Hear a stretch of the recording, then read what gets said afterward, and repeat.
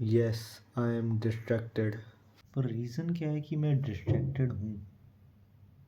Simple reason है क्योंकि मैं इंस्टाग्राम पे जब भी कुछ देखता हूँ, किसी को खुश देखता हूँ, किसी को उदास देखता हूँ, मेरा हर बार एक पर्सपेक्टिव चेंज होता है, मेरा हर बार एक नया जन्म हो जाता है मेरी दिमाग की इन जड़ों से कि इंटरनेट पे इतने सारे लोग खुश क्यों रहते हैं, व्हाट द फकिंग रीज़न। और अब मुझे लगता है कि वो खुश इसलिए रहते हैं क्योंकि वो अपने आप को नहीं देख रहे हैं, अपनी खुशनुमा ज़िंदगी को देख रहे हैं। क्योंकि अगर वो उदास होके कोई कंटेंट बनाएंगे और फिर उसको कोई पेड प्रमोशन मिलने वाला होगा तो कोई कंपनी क्यों ही उन्हें पेड प्रमोशन देगी। पर इसका ये मतलब नहीं है कि आप भी उदास कंटेंट बनाएं मेरी तरह। मैं तो कमरे में अकेला बैठा हूँ, टाइम पास करने के लिए कुछ होता नहीं है मेरे पास। क्योंकि आप जो आज आप हैं ज़रूरी नहीं कि आप वो 10 साल पहले भी हों। मतलब कुछ भी हो सकता है बहनचोद। तो मेरे को लगता है चिंता चिता समान है, तो चिंता की माँ की चूत। गाली देने के लिए सॉरी, मगर ट्रुथ इज ट्रुथ। मैं ये वीडियो क्यों बना रहा हूँ? बकचोदी में बहनचोद। अकेला बैठा हूँ, खाली बैठा हूँ, मेरा लैपटॉप जो है वो हैंग बहुत करता है, मतलब बफर करता है बहुत। तो मैंने कहा बहनचोद क्या करो, एक वीडियो बना लो, कोई दिक्कत नहीं है वीडियो बनाने में। पर मैं क्या वीडियो बनाऊँ? मुझे कुछ नहीं आता, लेजिटली मुझे कुछ नहीं आता।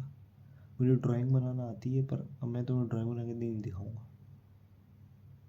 वो देखो, बुलबा बनाई है मैंने, कहाँ गई? प्रोफेसर भी बनाया मैंने, और बट सर का एक छोटा सा आर्टिस्टिक फॉर्म में कुछ बनाया था, पता नहीं अच्छा लगता ही नहीं है, पर मज़ा आता है, दिखता है तो अच्छा लगता है।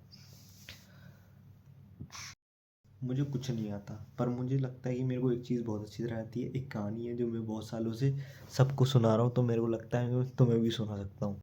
ये कहानी तुमने इंटरनेट पे हर जगह सुन ली होगी, पर मेरे मुंह से भी एक बार सुन ही लो।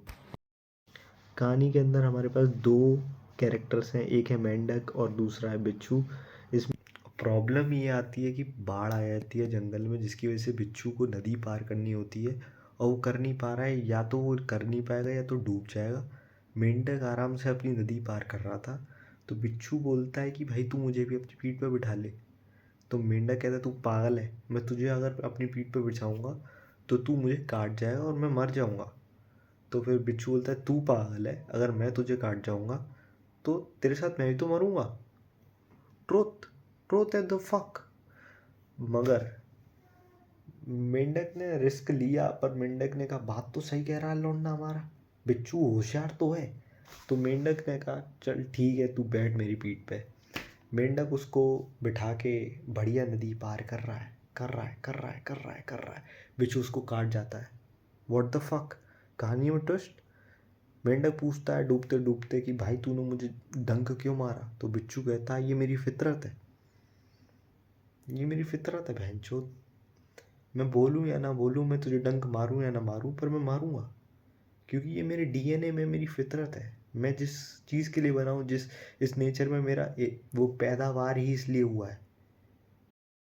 कहने का सीधा सीधा मतलब ये है कि तुम्हारी ज़िंदगी में बहुत सारे बिच्छू होंगे जिनकी फितरत है तुम्हें डंक मारना, तुम्हें टॉन्ट कसना, तुम्हें नीचा दिखाना और तुम्हें हर तरह से डिफेम, खतरनाक, कमज़ोर करना, क्योंकि वो जानते हैं कि तुम्हारे पास, तुम उनसे ज़्यादा डोमिनेटिंग हो, मगर तुम करते नहीं हो अपने आप को। ये अच्छी बात है, मगर ये तुम्हारी कमज़ोरी भी हो सकती है। डोंट बी अ मेंढक। अब मैं ये भी नहीं कह रहा हूँ कि बिच्छू बन जाओ। And thank you for watching.